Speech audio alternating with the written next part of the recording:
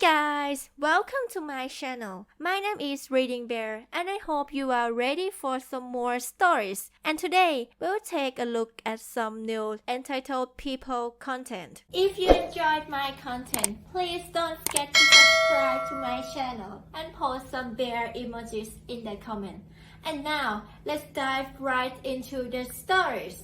The first story is titled Drama Goblin Cheating on Discord. Drama Goblin always got drama. I am no longer with my husband who forced me to be around this couple. But our town is so small, and everyone knows each other. So right before me and my ex broke up, he told me that Drama Goblin's DH approached him about some messages he received anonymously. The messages were from Discord. Drama Goblin telling everyone how abusive her DH is and how she needs to get away with her children. Then several messages of her flirting and sexting with one user in particular. My ex tells her DH to ask her about them and if she denies it to see her Discord. So, he does, and she says they are photoshopped and she can't believe he would accuse her. He asks to see her phone and she flips out and goes insane. Like grabbing her hair and slapping and crap. IDK if her DH believes her or if he decides to just let it go. Anyway, she blames this one particular dude that we all had been friends with at one time. She says he is obsessed with her and is still trying to get with her. Trying to mess her marriage up. Now I'm at wit's end with being involved in this drama. And I saw the messages and I know Drama Goblin and some of these photoshopped texts are things she has said to me personally about her DH. I know they aren't true. But strangers wouldn't. And I know the way she flirts. She has certain phrases that she uses frequently. So, if this wasn't her it was someone who knew her well. Very well. And this old friend hadn't even been around in 5 years.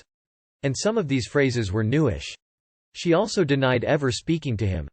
So how would he know what to Photoshop? So, I find him on Facebook and send him the screenshots. And I ask, did you Photoshop these? Months go by. Nearly a year later. I am living an hour away. Living with my new BF. The friend messages me. He shows me screenshots of her joining his personal Discord and trying to get him to move her where he lived. Because she knows how obsessed he is. He tells her he is married with a baby, and he removed her from and blocked her from his group. That was a few weeks before the anonymous text was sent to Drama Goblin's DH. He then sends screenshots of her joining another group that he is in but doesn't admin. She starts sending messages in the whole group about her abusive DH who won't let her do anything. Yells at her and treats her like crap. And makes her watch her own kids. I kid you not, that was in there. She starts responding to one guy in particular and the flirting is very public. He tells me he doesn't know what they talked about in their private Discord DMS. But what was public was pretty suspicious. He said he was tired of getting accused of being obsessed with her when he could care less. And it seemed like maybe she was obsessed with him. He also sent screenshots of her blowing him up with calls and texts before he blocked her. I told my ex. And he demanded I send the proof. But I instantly regretted saying anything. I really am so sick of being drug into it. And it made me sick that even for a second I participated. That whole ass group is toxic and simple, and I don't want anything to do with it. So, I lied and said he deleted them. I mean, how much proof do you need before you leave Drama Goblin? He knows those were legit. So, what does it matter? Leave her or don't. But leave me out of it. The next story is titled How It Goes with the Rest of the Family. A lot of people are asking me about the trial. LF advised not to post anything about it on social media, so I won't until I can. What I can tell you is how the contact with other relatives are at the moment. Quick recap. Blabbermouth blabbed her mouth to her and hubby's aunts, uncles and cousins. They started to harass us and demanded money. One uncle slapped me in the face and got the name LLTU, Little Love Tap Uncle. He got to meet a judge. Lots of family members got a nice piece of paper that screamed, no contact. And since they do have some respect for it and perhaps us, we haven't heard a thing. The NC orders against hubby's relatives have not been renewed. There was legally no reason for it. We have slowly begun to have contact again.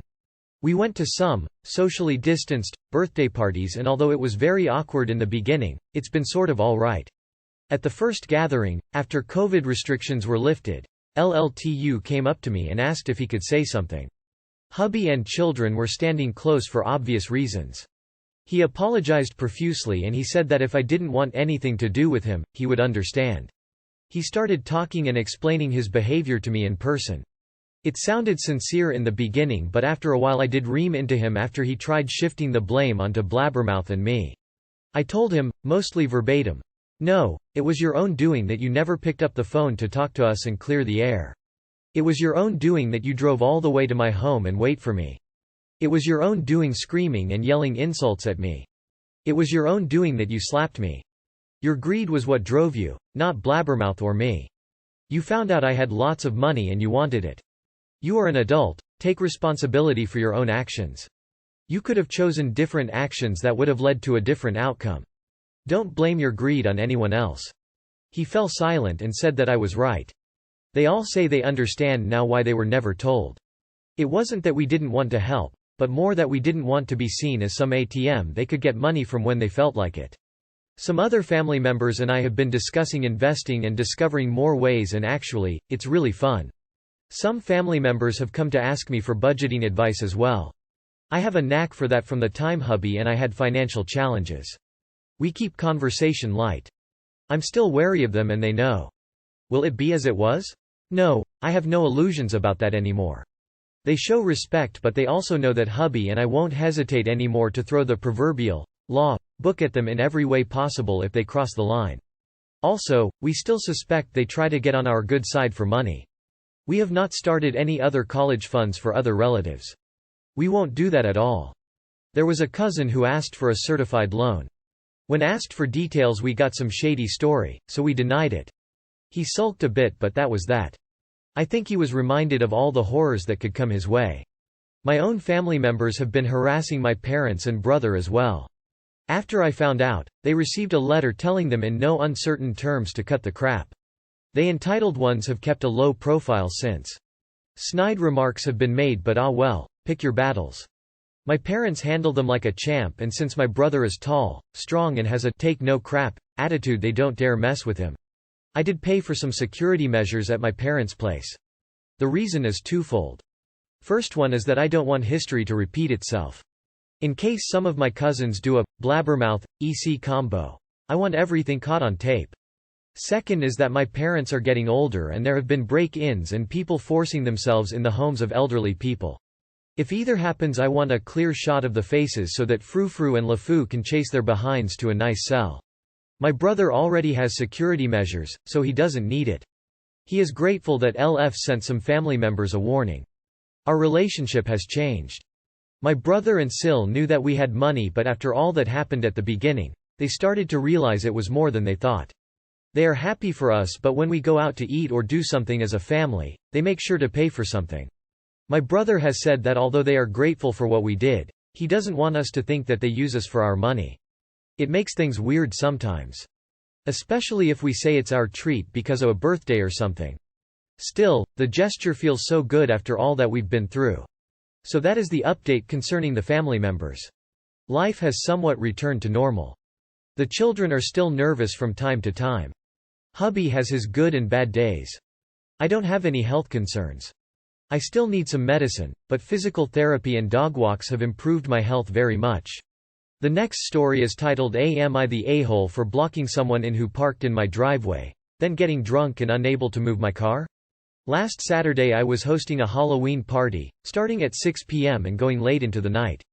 Before the party, I took a drive out to the store to get some last-minute supplies. I live in an apartment, and I have a private driveway. My street is a busy one, with crowded parallel parking along the sides. It's also always crammed when the nearby school has some event. A few times people have parked in my private driveway even though it's obviously marked as private. I come back to my place and there's a big minivan parked in my driveway. I'm annoyed, but I drive up and down the street looking for another place to park. There's nothing, and I end up going to my place again and parking in the driveway behind the minivan. It's a longish narrow driveway and I knew I'd have to move my car to let them out. My friends started coming over to party and the car owner still wasn't back. It had been like half an hour. My friends want to do shots and I'm not sure if I should. I won't drive after I've been drinking, and I might need to move my car. But after some convincing from my friends, I decide, duck it. I'm not letting some random a-holes keep me from enjoying my own party. In a couple hours I'd forgotten all about the car. I was having a hell of a fun time at my party. My friends and I were all pretty hammered and were ordering some pizzas. Someone knocked on the door and we assumed it was the pizza guy. My friend got the door, and it turned out to be a big family group. They were saying they were boxed in and asking if the car owner lived there. I came to the door, and I was like, "Yeah, it's my car, but I'm crap-faced man, I can't move it now. Come back tomorrow, yeah?" And the dad was saying something about how they needed the car to get home. They just stopped off for a bit. It was an emergency, they were running the school's homecoming and needed a quick spot to park, and they'd left a note and everything. I went, "Nothing you say is going to make me drive, drunk man, come back tomorrow." His wife asked how they were supposed to get home, and I said to call a taxi. She said their family was too big, and I said, "Call 2 taxis." She asked if she could move my car and I said no, I won't let strangers drive it. She asked if anyone else could and I said no, we're all hammered. I ended up just slamming the door because I didn't want to spend the night dealing with that. They were gone when the pizza guy showed up. The next day, I slept until 3 p.m. because I'd been up mad late the night before. Plus being hungover. I found a note on my door that the family had been by to get their car and I wasn't answering my door and they have their phone number to call them when the car was moved. They threatened to call the police if I didn't work with them. Sounded really mad. I texted the number saying I was moving my car, and then I left my house for my boyfriend's house for the night. Didn't really want another run-in because they seemed mad. Plus I wanted to see my boyfriend anyway.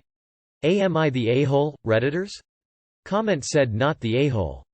If there was really no one in your house sober enough to move the car, I agree with how you handled it. I sure as duck wouldn't be giving my car keys to the a-holes who parked in my driveway. They knew damn well they didn't belong there, and they left their crap in your spot for hours. Another comment said not the a-hole. It is private parking just for you, not someone else in case they can't find better parking. They shouldn't have parked in your private driveway if they didn't want something like this to happen. Honestly, they should be happy you didn't have them towed as that would have been incredibly expensive for them. The next story is titled Trolley Station Choosy Beggar. Before I get into this deeply, I know I'm somewhat in the wrong for sort of fueling this kind of behavior. I gotta work on saying no more. I was riding the local transportation back home off a flight. Usually it takes about 2 hours to get across the city, but tonight my luck sucked so I was waiting for a trolley for 20 more minutes than normal. I just sat down and watched JJBA on my phone till it came. This guy walks up to me, wearing a somewhat nice-looking winter jacket, the lightly puffy kind with a zipper, and khakis, sits down and tried to talk to me. Normally I would have tried to ignore him, since I just wanted to keep to myself, but I was tired after a long day and wanted to end this convo as quickly as possible, so I gave in. I expected him to ask for money, but instead he asked if I could order him food. A little weird, since he wanted it delivered to a motel, another red flag, alongside the many others I ignored. But since he didn't want just money to spend on stuff I had no control over, I figured why not, might make his day. Pull up DoorDash on my phone and he wants wings and a drink, simple enough. However, just before I about to pay he asks for double the amount of wings. In my head I'm thinking that I've already been plenty generous, since 8 wings and a Pepsi is an okay meal. But like I said, I didn't want to talk to this guy forever, so I caved in.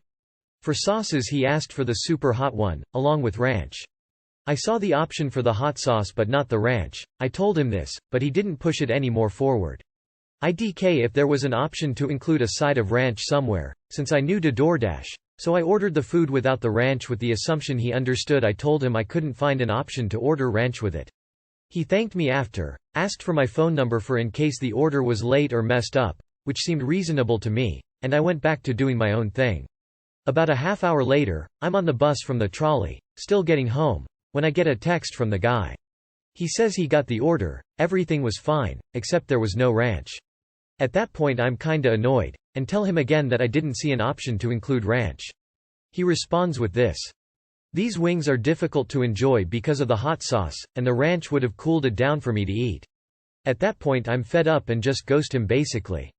I know I'm the main problem here, giving into his demands, but come on, it's free food and you're complaining about a condiments. The whole thing put a bad taste in my mouth for donating, something I find honorable at times. Hopefully I can avoid giving in so easily if there is a next time for this. The next story is titled My Grass Too Long? Now my grass is your grass. My neighbor is a royal pain in the ass. He doesn't work, he's on some sort of disability that doesn't seem to be a physical one. mows his lawn at least once a week, and sometimes more frequently than that. Our lawns are separate, except for a small border, about 8 feet long. The entire plot between the end of my driveway and his lawn is about an 8 by 10 or 12 rectangles. The rest of the border is a small, wooded island between, so we only touch grass at the end where the street is. He had his property surveyed soon after I moved in, because I was mowing slightly over the line, and the survey stake with the flag has been there for the last 5 years. He would walk over when I was outside and mention that my lawn needed to be mowed, even though it was not overgrown. More than once I thought about letting the patch grow, a bit just to irritate him, but that would lower me to his level, and I came up with a much better petty revenge. I had a conversation about this with a friend who does groundskeeping at a local golf course, and he recommended that I kill the grass on the small plot and reseed with Bermuda grass. If you've ever seen the green on a golf course, it is kept very short, and the grass is lush and thick. So, in the early summer I did exactly what he suggested. I made sure that I did not cross the line when I sprayed with Roundup, and he had a fit when I had a bare patch. I prepped the area and put some Bermuda sod down, 4 rolls at $10 a roll, and watered it 3 times a day until it took hold. Watering that small patch took about 2 minutes. Now comes the fun part. Bermuda grass can be cut very short, much shorter that he could mow the fescue grass growing on his side, and it pissed him off that my grass was now shorter than his. And my lawn there was lush, thick, and very green, separated from his by a very straight line of demarcation where the survey stake was. Imagine putting a putting green in the middle of your yard. The contrast was striking, as it is on the golf course. He tried once to cut his grass short where it met mine, but it created dirt spots because you can't mow it as short as Bermuda grass. Fun part number 2. Bermuda grass spreads, sending out little tendrils along the ground and also underground. They merged into his grass, but you couldn't really see them unless you looked for them. By the end of the summer, they had infiltrated a short distance into his grass, but it wasn't obvious. Fun part number 3. Where I live, I'm not far enough south that the Bermuda grass is active all year. Around the beginning of November, it goes dormant, and turns brown. So, my whole patch was brown all winter and a good part of the spring. It looked like dead grass. He told me more than once it looked like I was going to have to redo my patch in the spring, and maybe I should read a book on how to plant and grow grass first. Around May my dead lawn there turned green in a matter of a few days. Because the color is different, and it had spread onto his side, the line of demarcation was no longer straight, nor was the nice Bermuda grass only on my side. By midsummer about a foot of his side was basically green and lush, but he really couldn't whine about it, because it looked nice. When it went dormant in the fall, his yard had dead grass, also. 4 years later there is no demarcation between our lawns other than the survey stake with the little flag on it. I carefully mow just my side, to keep it short. He now adjusts his lawnmower to keep his Bermuda grass short, but it just makes it look like my lawn goes much further over than the stake suggests. Next door neighbor no longer complains to me, but the neighbor on the other side gets to hear it and keeps me up to date. Summary. Neighbor whines about my grass growing too long, so I plant grass that stays short, but spreads. If you enjoyed the video, please subscribe to the channel and post some bear emojis in the comments.